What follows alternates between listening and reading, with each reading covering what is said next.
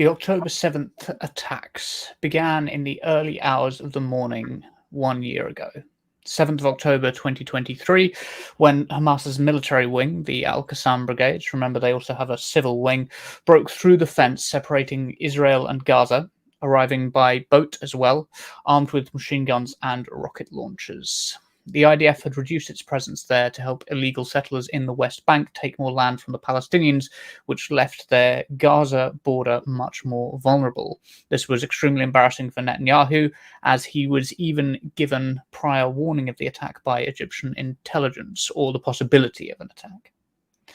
The Al-Qassam Brigades attacked 11 military bases, which are legitimate targets when you're under occupation, but they also slaughtered unarmed prisoners, which is against international law. They then killed 260 festival goers at the Nova Festival and attacked and killed civilians in kibbutzim communities. The killing of civilians and unarmed prisoners is a war crime. I want to be very clear about that. It is never justified. In total, around 1,200 Israelis were killed that day, 800 of them civilians and 400 from the IDF. I also think it's important that we separate out civilians from combatants. Following on from this, the Israelis hit the Palestinians hard. And what we've seen in the last 365 days is no less than genocide, a steady stream of death.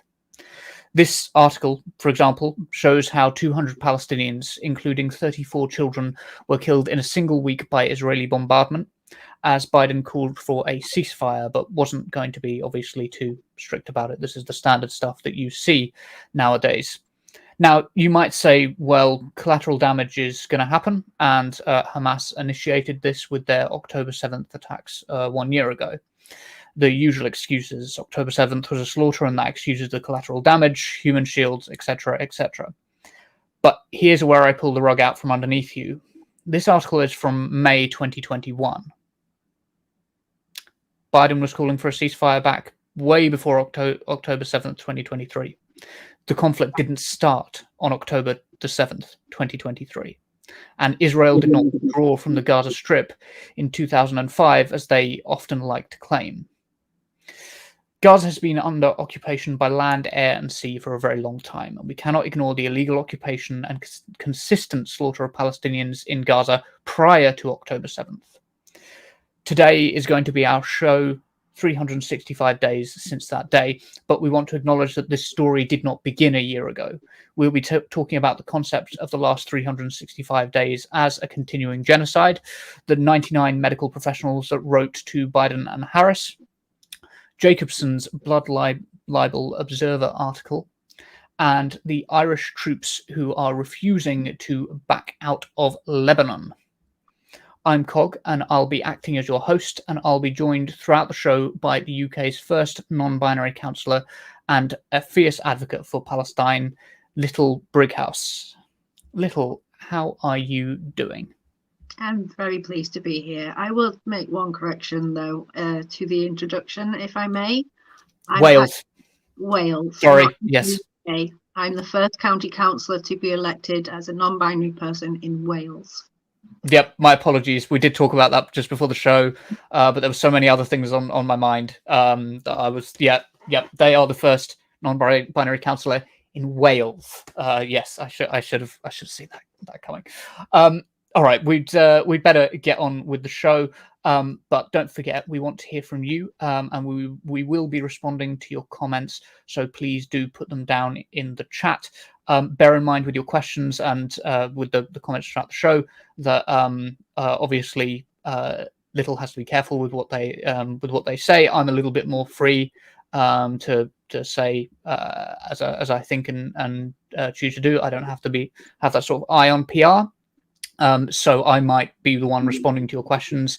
My apologies for that. I hope that you won't get too sick of hearing my perspective on it. So on to our first story of the evening. We often hear Israel's actions in Gaza described as genocide, and I hope that we can help reinforce that view here with a few simple points about genocide. Now, I personally specialized in Third Reich history for both of my degrees, so I do hope that you'll find my thoughts on this interesting. I have a wider view of genocide, including things like the genocide in Rwanda and the genocide in former Yugoslavia as perspective as well. And also, I should mention the genocide of Native Americans.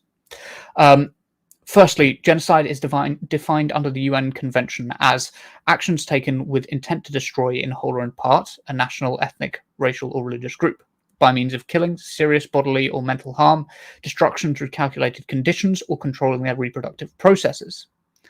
With this in mind, we should talk about the fact that if this list seems too extensive, do bear in mind that, for example, I'll use an example from the Third Reich. Anne Frank died from typhus, right? These were conditions imposed upon her that caused her death. She is a victim of genocide, despite not being killed by a bullet or the Zyklon B gas that we so associate with the Holocaust itself, right? So it's important to bear in mind that when we are defining genocide, and this isn't necessarily related to this genocide, but when we are defining genocide, we are talking about conditions which bring about unbearable conditions, which bring about physical destruction, conditions which are calculated to bring about the physical destruction in whole or in part, not just the direct physical killing. I think that's important to bear in mind, first of all. Secondly, genocide will always involve denial. Despite Israelis openly calling for the destruction and dehumanization of Gazans at the highest level of the Likud government, Zionists will deny that genocide is occurring. Historian Gregory Stanton listed denial as a key step in the 10 stages of genocide. Thirdly, in fascist states, this genocide is often carried out stochastically, i.e., without direct instruction. This is not to say that the higher ups don't know or approve. They're fully aware, but their approach is to let violence unfold rather than to order it directly. This, of course, gives them plausible deniability when people do start asking questions.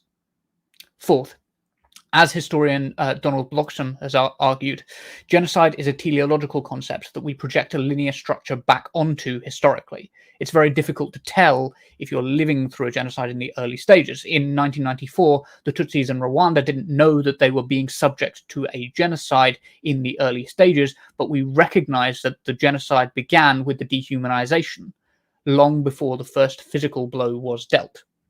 And now here's an excerpt that I think is really important from a video Double Down News did with Holocaust survivor Stephen Kapos.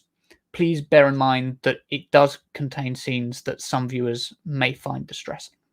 I say this as a Holocaust survivor, that the genocide in Gaza is not happening in my name and in our name. The way that the Israeli government is using the memory of the Holocaust in order to justify what they are doing to the Gazans is a complete insult to the memory of the Holocaust. It's an outrage. When I saw the Israeli ambassador to the United Nations putting on a yellow star, or stomach turning, somebody who had to wear a yellow star like myself and my entire family, I'm insulted by that. What distinguishes the Jewish Holocaust is its industrial scale. It can only be helpful in understanding what's going on to make the parallel. I don't think there should be any taboo against that. I think I particularly find painful to see the children, because I remember after the war, we played in the ruins like they do now.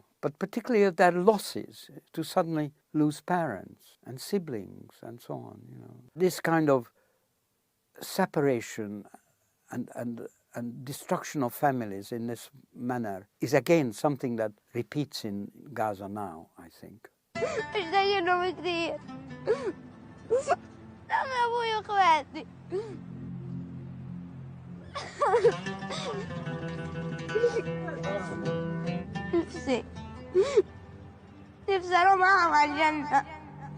Quite a number of my family from Romania ended up in Israel. So when I visited them, that was my first brush with Zionism, I was completely shocked how, despite their experiences during the Holocaust, they were racist, basically. against the Palestinians, and couldn't understand it. And I can't understand it to this day fully, how that could happen. But they were. There's no denying it. And I found that atmosphere of racism was prevailing generally in Israel. And I turned strongly against that. Later on, I saw the repeated brutality of action against Palestinians, and it became more and more horrifying. And the very cruel attack on Gaza was the ultimate. And the use of the Holocaust background as a cover for all this was just unbearable. I mean, it was criminal, I felt. And this is when I became more active in trying to protest. I think fascism thrives on indifference and the general public being intimidated or looking the other way out of self-preservation and comfort. And it's essential that is not practiced, that a certain degree of risk even taken, and always making a stand against injustice. The time will come when history will judge these events. If you are just indifferent, if you do not take a stand, you acquire a degree of guilt without any doubt. And it's important that when that judgment comes, you are found to be on the right side of history, that you had not been, for sake of comfort and advancement or whatever, you had not been inactive. You have to assert yourself against the evils around you. Knowing how the mass media ignores the most important events, it makes it incredibly important to have forums like Double Down News to bring a much more balanced picture to the public. I wanted to leave that on the end deliberately because I want Double Down News to get their due credit, and they do great work. If you're not already a patron of Double Down News, do go and become a patron. Yes, so I think that was an incredibly powerful video, and making drawing upon Stephen Kapos's own experience. Now, Little, you're coming at this from a slightly different angle. Obviously, Stephen has reasons to care about it because he went through experiences that of genocide and suppression, and also he's got family who moved from Romania to Israel. But you come at it from a slightly different angle. My understanding is that you were born not far from Gaza. Is that why you kind of you've got such a care for the region? Or is it simply down to your humanity? I guess it's always going to be a bit of both, but what's the sort of balance there? So it isn't actually to do with being born in Cyprus that drew me to the Palestinian cause. I was quite a weird child. I used to enjoy watching the news before going to school. And early in 2003, 2004, I was around about 15 years old at the time, watching the news with my breakfast, as I usually did, and the story of what was happening in Palestine came up on the news.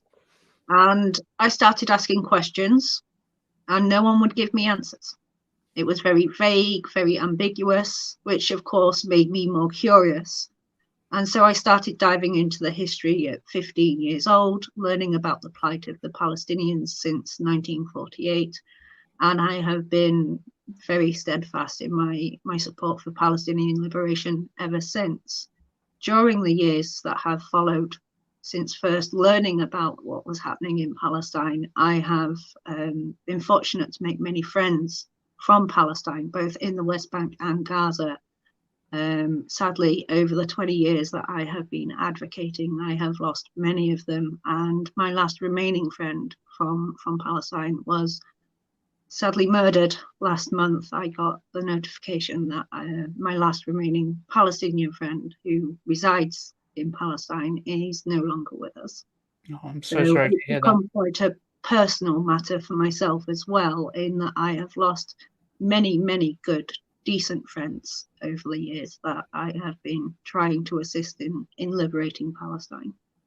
God, yeah. So you, yeah, it's a very, it is still a very personal thing for you, but it's nothing to do with you having been born near the near so close. Um, yeah, that's understandable, of course. And I did want to ask, in terms of like the early literature that you read, is there anything that you kind of that stood out to you was sort of like groundbreaking in terms of shifting your perspective, even as a young person, on the conflict, not really a conflict, an asymmetric war, a genocide? Like, is there anything that sort of reshaped your perspective on that?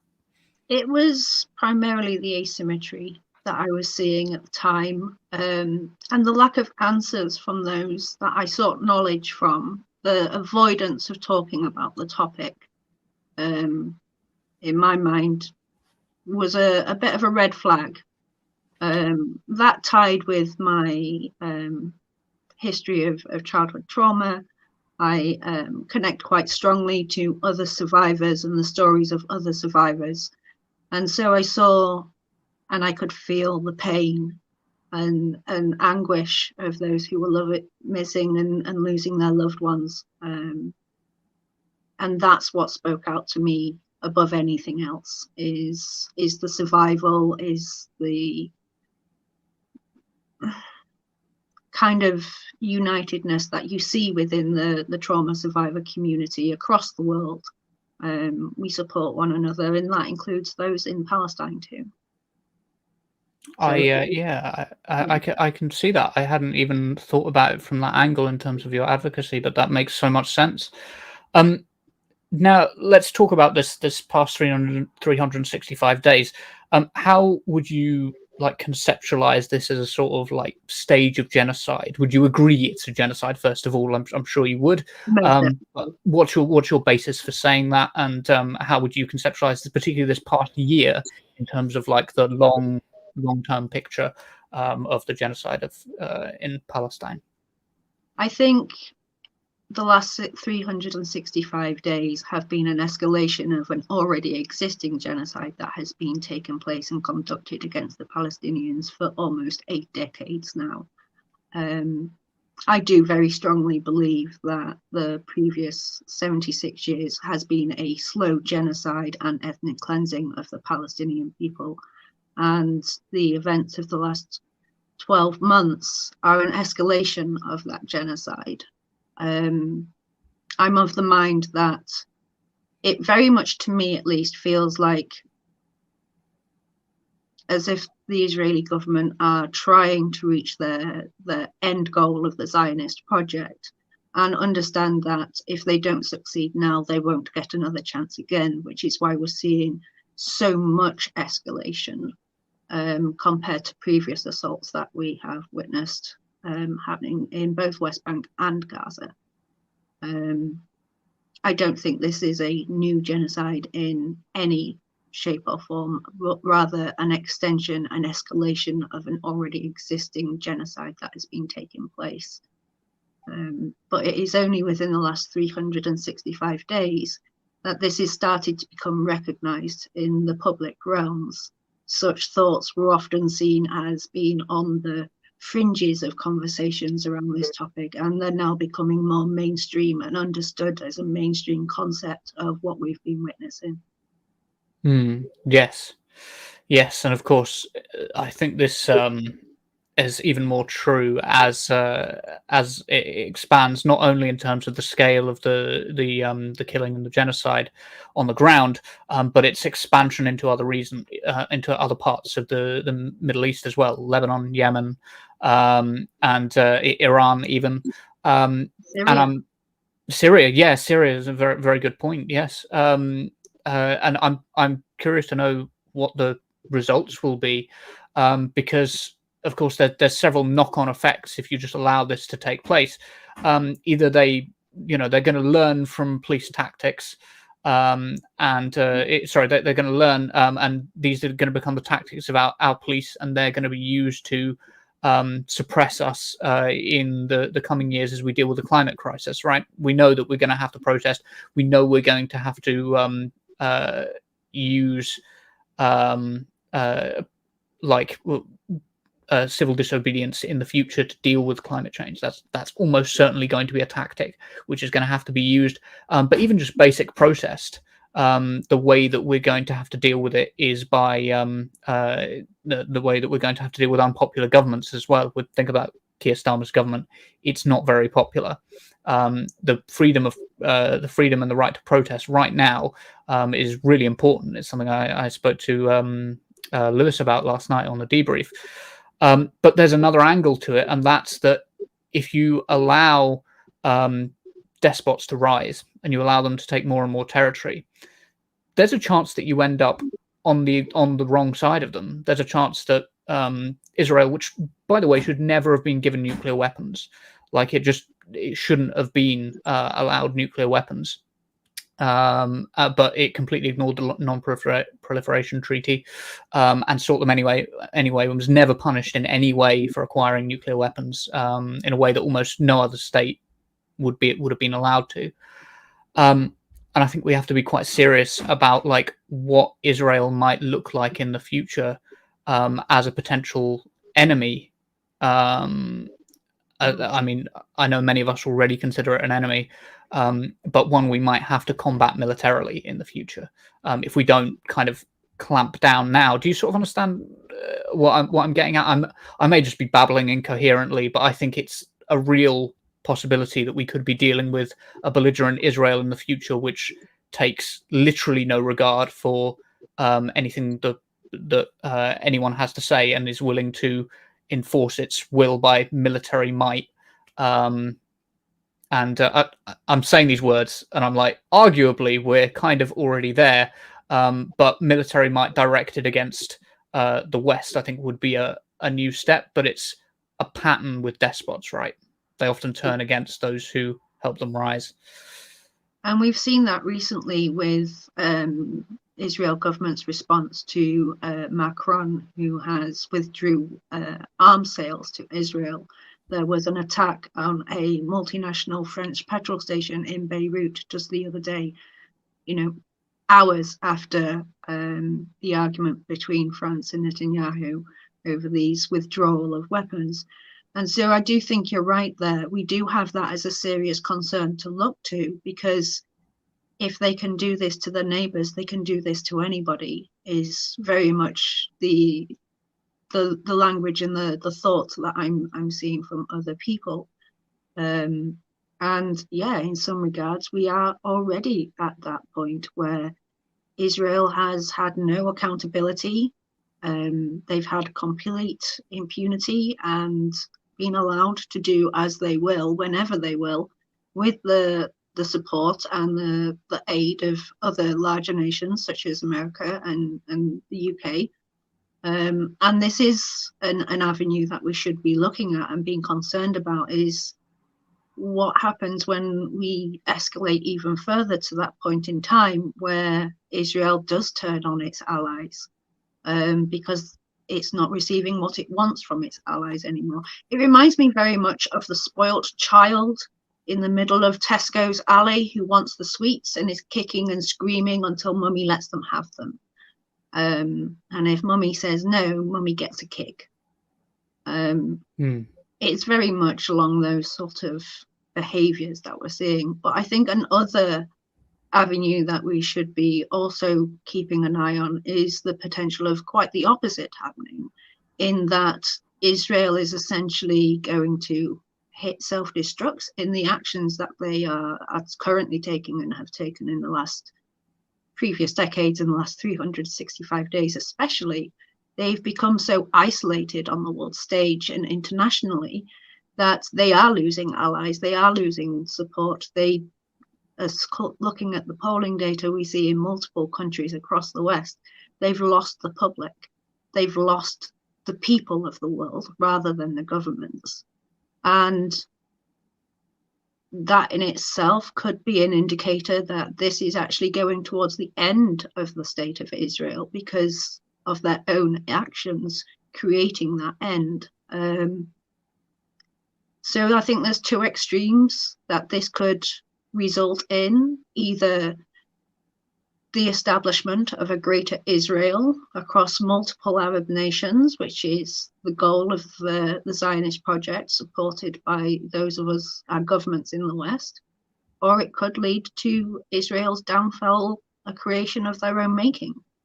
At the moment, it is far too difficult to make any sort of predictions, but there's a varied potential for any manner of circumstances between those two extreme points of the major creation of Israel, where it starts expansionist through the Middle East and potentially turning on their allies in Europe and in the West, or their own self-destruction. We will just have to see where the road goes. You conceptualize that it might go the way of Rhodesia, just become such an isolated state, such a racist state, and so isolated within the international community. Arguably, it's partially already there, that it might end up being a bit falling apart and ceasing to exist as a state. I think it's a real possibility. But I think we do have to be aware of where allowing Israel to run off can go wrong. I really like your analogy about the spoiled child, and I'll tell you why I like it. It's because the spoiled child analogy perfectly encapsulates the relationship between Israel and the West, because it's also all too easy, I think, for people commenting on this to fall into anti-Semitic tropes and exaggerate the power of Israel. And say, like, oh, Israel is sort of the tail that's wagging the dog. And that is absolutely not the case. But it is, I think, a fairly good representation to describe it as a spoiled child. Yes, the West is not stepping in, but it is very clear that the parent is in charge, right? It's very clear that the money comes from the parent, the power lies with the parent, and that it's the parent's responsibility at the end of the day. They should be the ones reining Israel in. I think it's a good way of conceptualizing, understanding it. I wanted to talk briefly about datification. I wonder if you have any thoughts on this, because I was watching a TikTok the other day, as you do, on datification and the idea that in a way which just simply doesn't happen when atrocities are committed in the Middle East. When attacks are committed against the West or Western allies, we tend to datify the terms. So 9/11, 7/7, the 7th of October. Once it becomes described as a date, it's hard to. This is what the video I was watching was saying. It's hard to have a critical eye on what you're being told.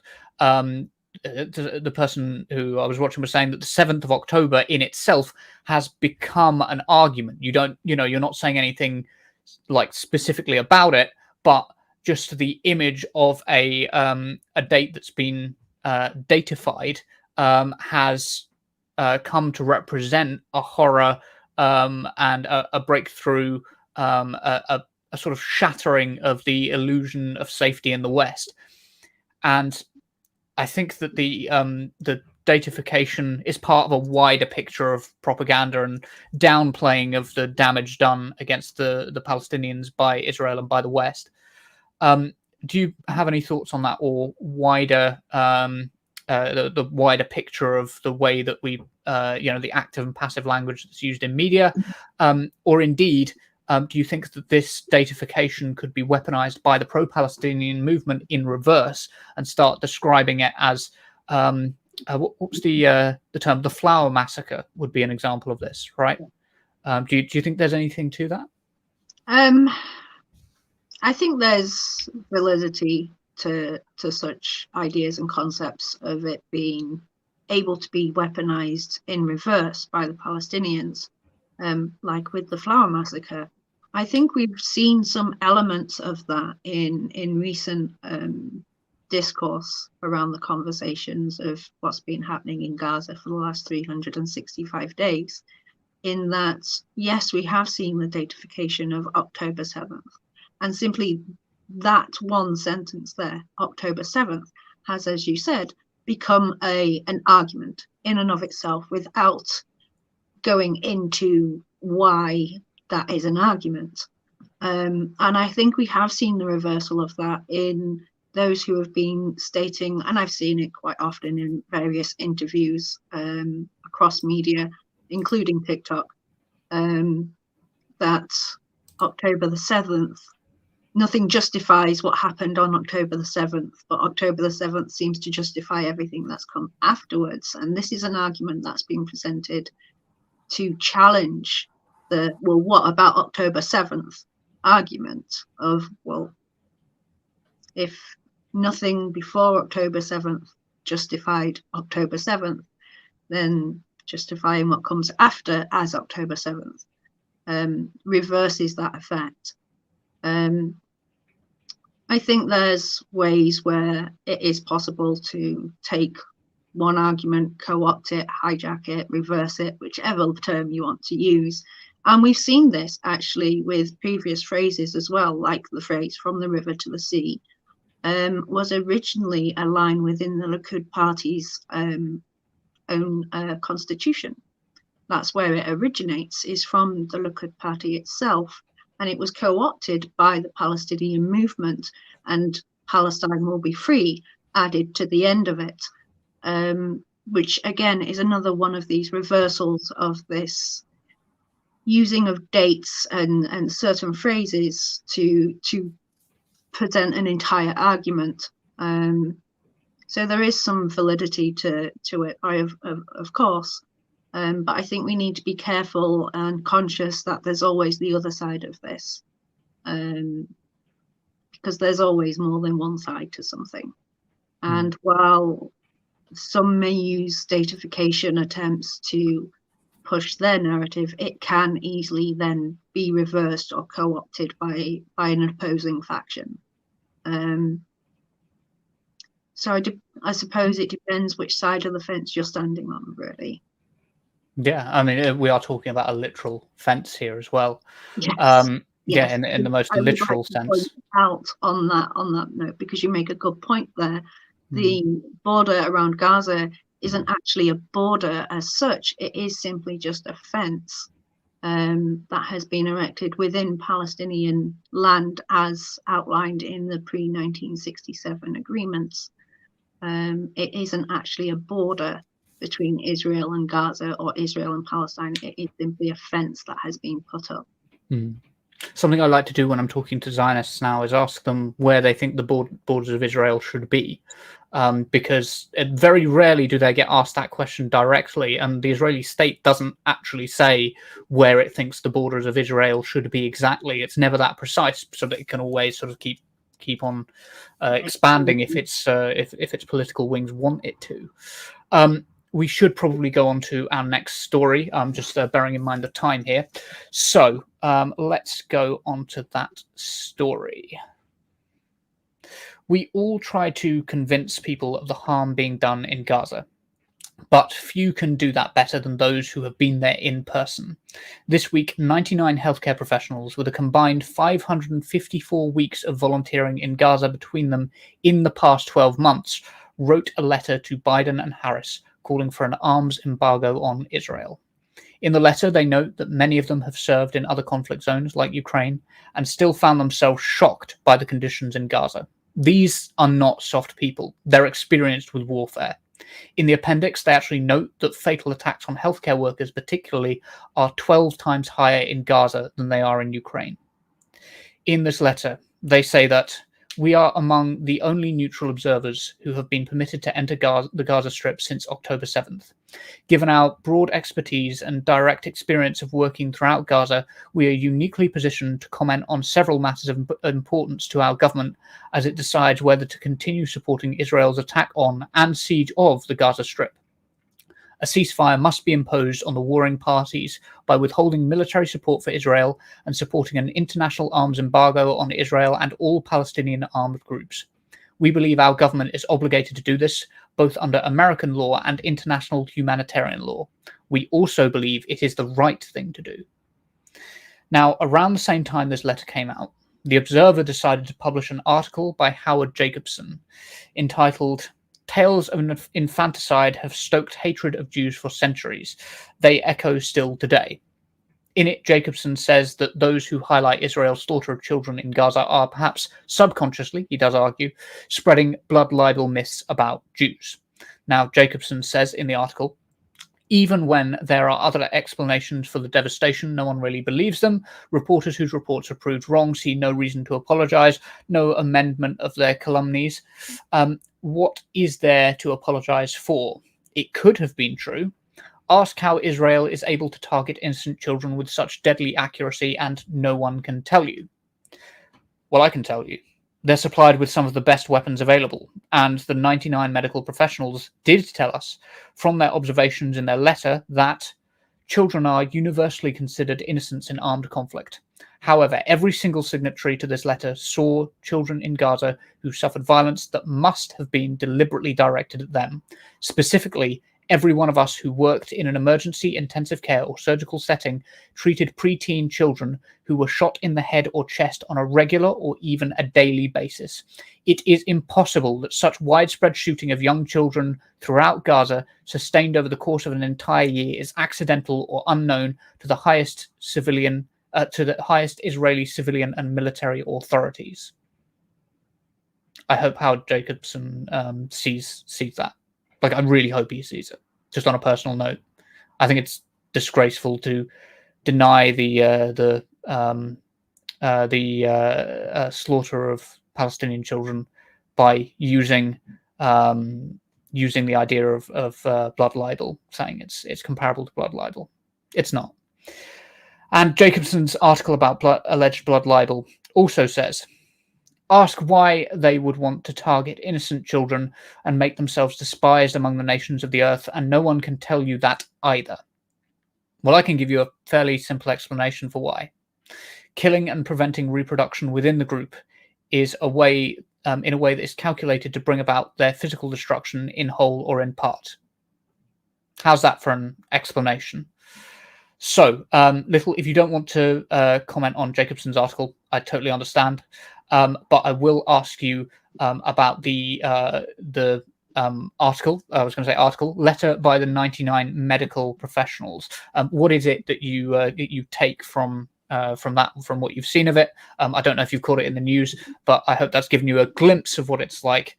And yeah, how should Biden and Harris, and how should the rest of us be responding? Is this something we should be pushing to the forefront right now? Most definitely. I actually feel calling for an arms embargo and a ceasefire isn't enough. I know that 365 days ago, it's what we started calling for, a ceasefire. But at the very root of this problem is the occupation, an illegal occupation of another's land. And that's what we need to be focusing more towards, is not just a ceasefire and an arms embargo on all parties, but an end to the illegal occupation, ethnic cleansing, apartheid, and oppression of the Palestinian people. That is, in my mind, the only way that we are ever going to resolve this matter, is to end the occupation itself. However that looks is dependent on what happens within bodies such as the UN and on Palestinians themselves, because at the end of the day, they are the ones who should be making this decision for themselves, not anybody else. It's not America's place, Britain's place, or even Israel's place to dictate how the Palestinians govern themselves and govern their lands. It is their home, no one other's. So I fully support the letter of these medical professionals. My father was a paramedic, and so he's seen an awful lot in his time too, and has told stories. I can very easily empathize with the sorrow and the pain of each one of the healthcare professionals that have been in Gaza and have witnessed what they have done. Yeah, and in regards to Jacobson's article itself, I did give it a read through this afternoon, and it appears to me very much, you said the word yourself, denial, but denial by deflection. It's denying the facts on the ground that 17,000 children, at the very minimum, because this is a conservative estimate on those who have been identified by a health professional within a hospital in Gaza. Anyone whose body didn't make it to a hospital hasn't been registered. So it's very likely that we're looking at tens of thousands more children than the 17,000 we are aware of currently. That's a good point. And the way in which he portrays this as a potential subconscious blood libel, it gives me the same vibe as the malicious and falsified allegations of anti-Semitism that have been pulled towards those who have even criticized Israel in order to silence them. And it very much feels like the same sort of maneuver and technique.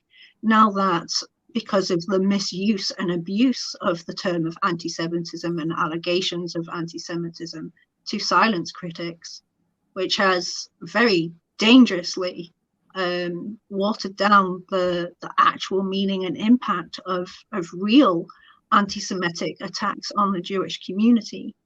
I think this is a very similar tactic that is being taken in this article. And when you look at the other articles that Jacobson has written within The Observer, you see a very similar pattern.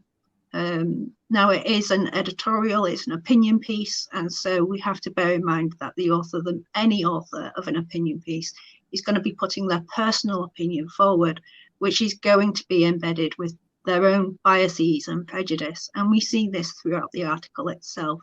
And it does come across as a denial of Palestinian deaths and murders of Palestinian children in order to deflect away from the reality of the fact that, yes, thousands of children have been murdered, so many, in fact, that we cannot just pass it off as simply collateral damage. This is, as the healthcare workers have said, we've had children being admitted into hospital who have been sniped straight through the forehead. And that is not an accident. Snipers do not make accidents like that. They are trained to be able to take precise headshots. And if you are having children, some as young as 5, 6 years old, coming into hospital with a bullseye on their forehead, you know that is not an accidental shot in any shape or form and cannot be claimed to be. And so I do feel that Jacobson is trying to deflect from the reality and change the narrative, and also present, much like how the misuse and abuse of allegations of anti-Semitism is doing the same with blood libel, which is, for intents and purposes, a much more serious allegation of anti-Semitic behaviors than simply accusing someone of being anti-Semitic. Yes. And we see them take this argument when they have no validity to counter the reality on the ground. And that's when I see this argument come through more often, is when those who are opposed to Palestinian liberation, are opposed to talking about the realities of what is happening in Palestine to the Palestinians, they don't have an argument against it. They don't have a valid justification for it. So they will pull this out of their hat as a way to silence anybody and change the narrative. And to me, it's just another repeat of that. Yeah, I think one of the things that defines blood libel is the fact that it just isn't true. There's some there are some anti-Semitic tropes which have like hints of truth to them. For example, Jewish people being overrepresented in finance. That is technically true. It's not the truth value that makes it anti-Semitic. It's the stereotyping makes it anti-Semitic because precisely of the false alignment. By the way, they're also represented in things like education. What makes it anti-Semitic is the lack of explanation for why that is the case. It's because for years and years and years, Jewish people were only allowed, because of rules made under King John here in England, Jewish people were only allowed to work in certain fields, one of them being finance. And they were literally restricted to those fields. They couldn't practice things like law and professions that other people could practice at the time. And so that being restricted to those professions, you see how that history builds up and the anti-Semitic trope builds up. Blood libel is slightly different, though. Blood libel is always something that is built on a complete mistruth and untruth, and building on people's fears about their children, and fears about their children being targeted by the other, the outsider, and xenophobic tropes. Typically, that sort of like centers around. It does make me think of like people's care for their pets and the Haitians are eating your dogs and cats stuff from the US and Donald Trump right now. I did also want to comment on impartial observers. I thought it was really interesting that the 99 healthcare professionals made a point of saying that they are impartial observers. And it's interesting that we know aid workers have been targeted, like in Gaza. We know that for 100%. But there's an interesting parallel I always like to draw between the way that the Syrian civil defense, the white helmets in Syria, were portrayed as members of ISIS by Assad and by the Russians in order to justify attacks on them directly in order to maximize the harm to civilians, and the way that this has also been done in Gaza, representing the UNHCR as UNHCR. What do I mean? UNRWA, the United Nations Relief and Work Agency, as a wing of Hamas, or having Hamas fighters in, that they didn't provide evidence for. And funding has been restored to those organizations. The targeting of World Central Kitchen workers, saying, oh, well, there was a Hamas militant somewhere nearby. We see this consistently. The targeting of aid workers is one of those things where you only do that if you're trying to blur the lines, right? You only do that if you're trying to cover something up. I do need to go on to some comments, but we'll still have plenty of time to bring stuff up. Now, just before we do move on to our comments, though, I just want to say that if you like what we do, you can subscribe and share our content. There are now 5 of us contributing to Turn Left as hosts and as producers.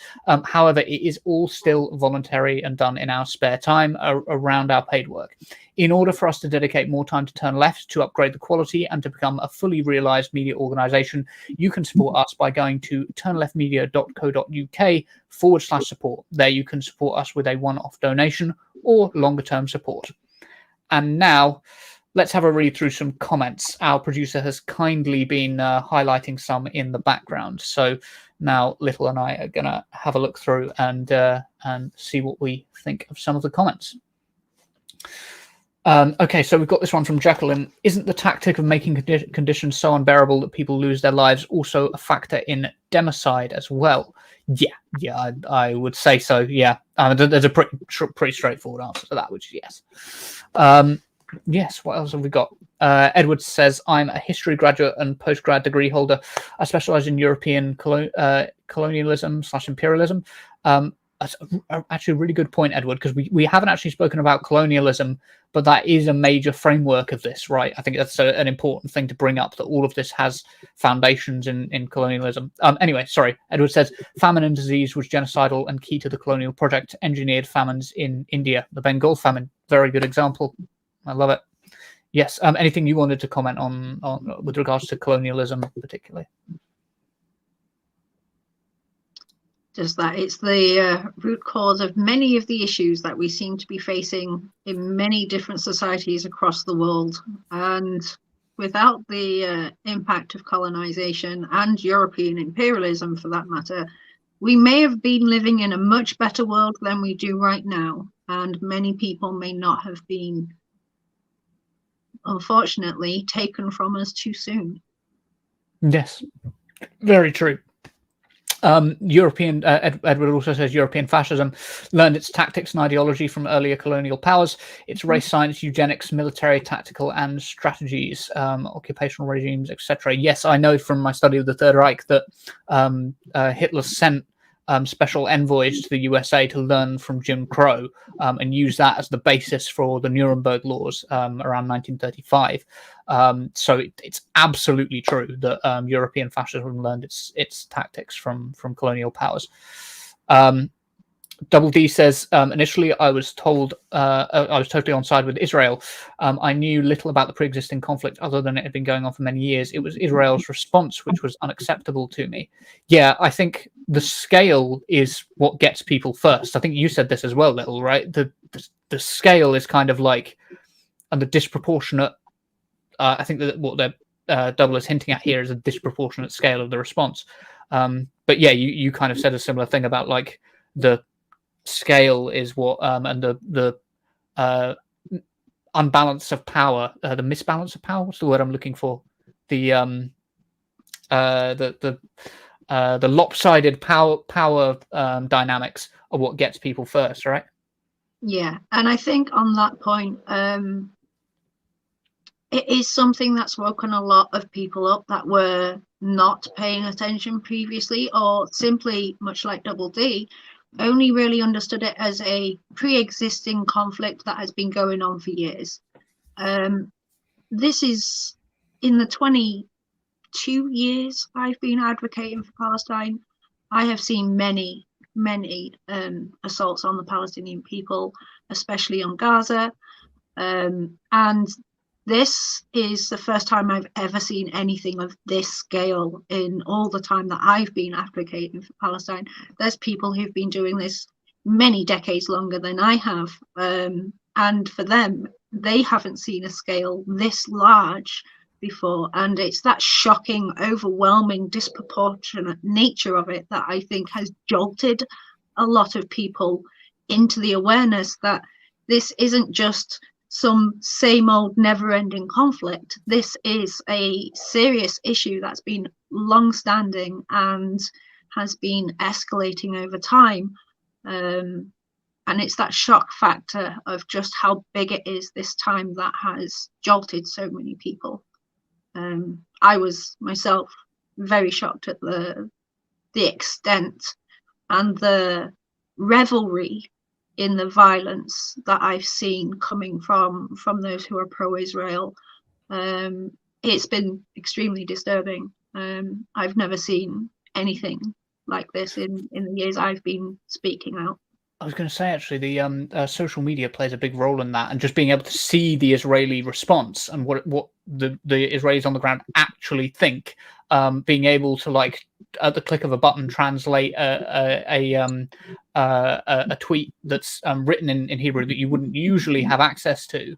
That's the inner workings of somebody who's on the ground in Israel, and understanding where their thought processes are at the moment, understanding the media that's designed to appeal to them and the way that politicians appeal to them when they are speaking to their own citizens compared to the way that they're speaking to the West. Very jarring, but also just being able to see that stuff on camera, I think, is really important. We should make sure that we're getting through the comments, though. As a fellow skint person, I sometimes feel so helpless when watching what happens. I cannot donate, and it feels like this is the only way to help. Yep, I think that's valid.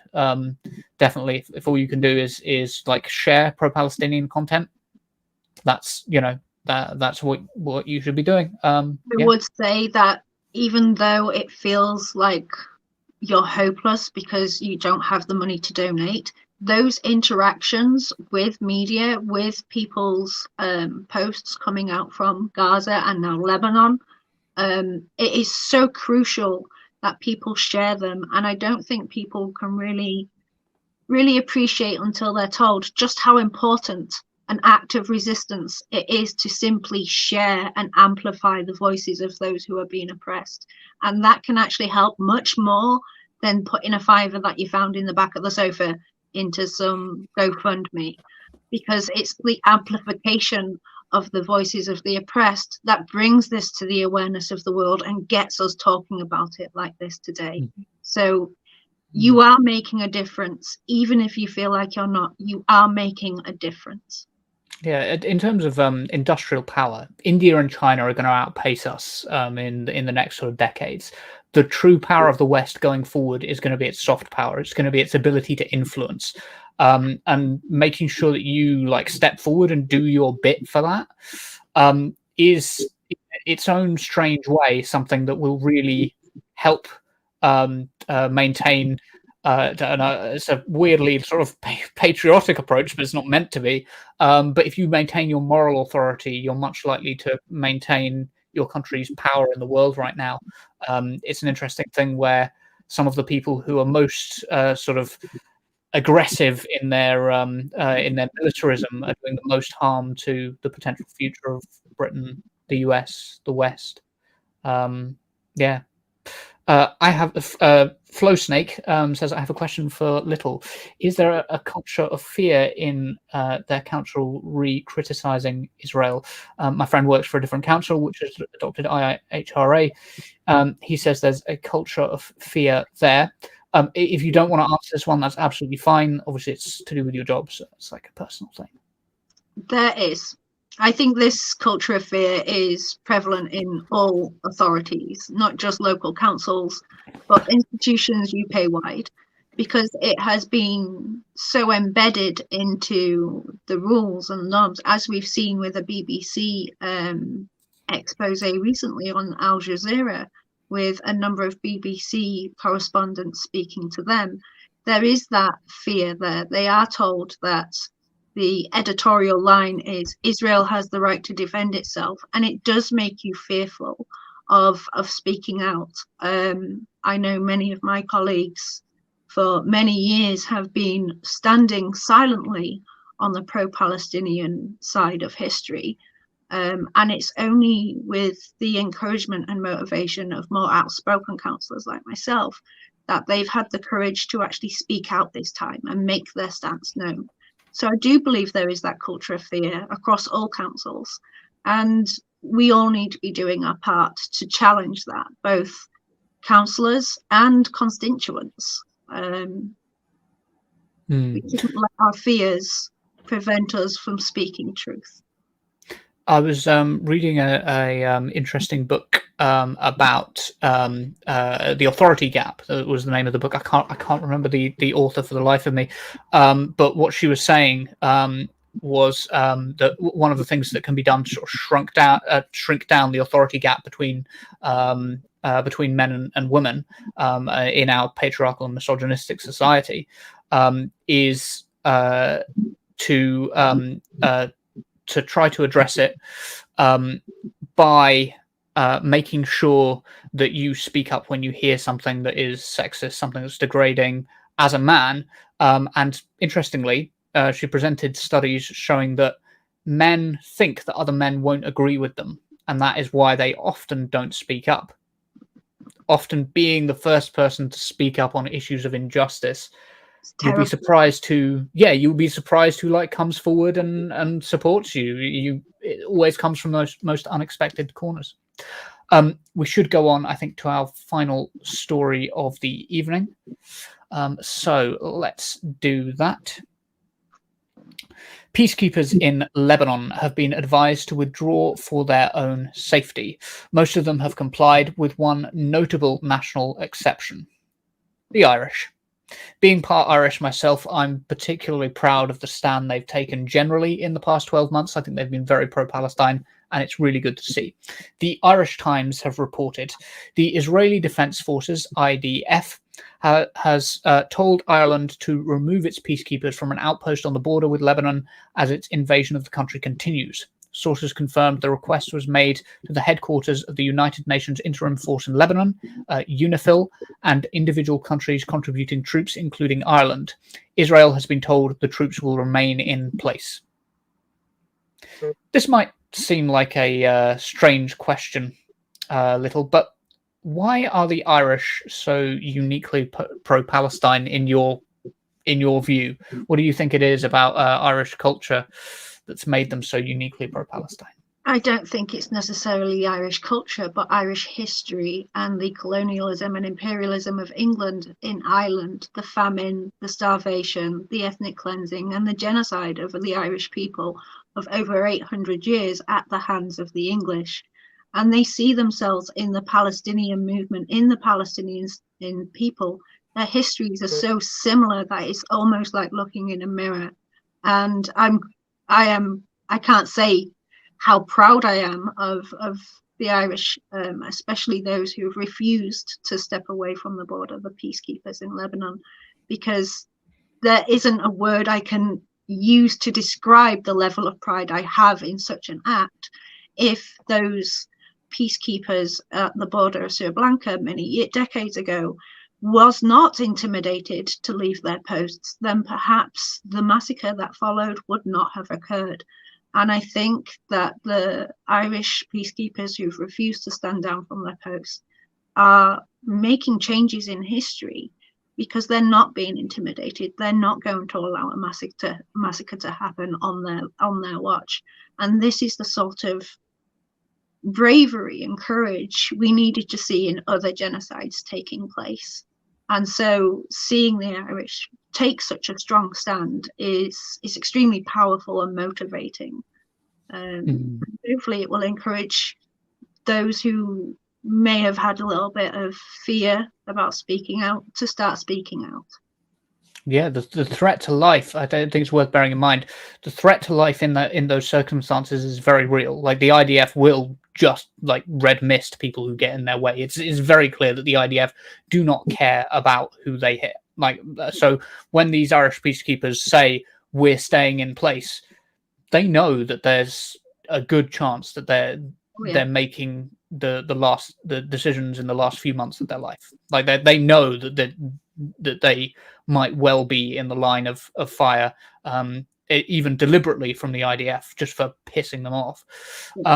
It's worth bearing in mind that in 1967, during the expansion of Israel and the war with its surrounding neighbours, Irish peacekeepers were also involved and also refused to move then as well. It's interesting that sort of history remains, and it did become a thing for many years during the Troubles, where the loyalists would use the Israeli flag and the Republicans would use the Palestinian flag because, as you say, because of the history, they so identify with the Palestinian cause. In 1980, Ireland was the first EU member state to, I think it was the first EU member state to call for Palestine to be recognised as a state. And I think it was only recently that Norway, Spain, and Ireland recognised Palestine collectively as a state, which is really good to see. Did you have any final thoughts on that story?